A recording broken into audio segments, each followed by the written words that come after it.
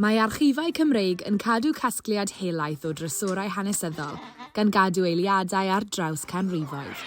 Dewch I ni archwilio 2 eitem ryfeddol, un o bron I 900 mlynedd yn ôl, ac un arall o ychydig flynyddoedd yn ôl.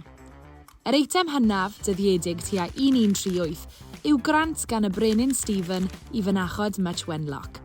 Yn y ddogfen hon, mae'r brenin yn rhoi meddiant heddychlon ar diroedd, gan gynnwys coedwigoedd a blanwyd gan ei ewythr, y brenin Harry.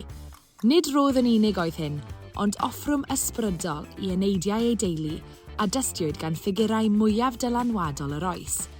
Yn gyflym ymlaen at y presennol, mae'r eitem fwyaf newydd yn ei harchifau yn dal profiadau plant yn ystod y cyfyngiadau symud yn 2020.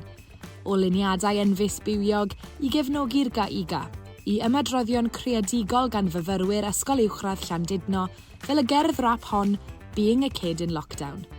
Ac yna, mae'r geiriau twym galon hyn, lle mae myfyriwr yn rannu ei thaith trwy ansicrwydd, unigedd a'r her o aros yn gysylltiedig.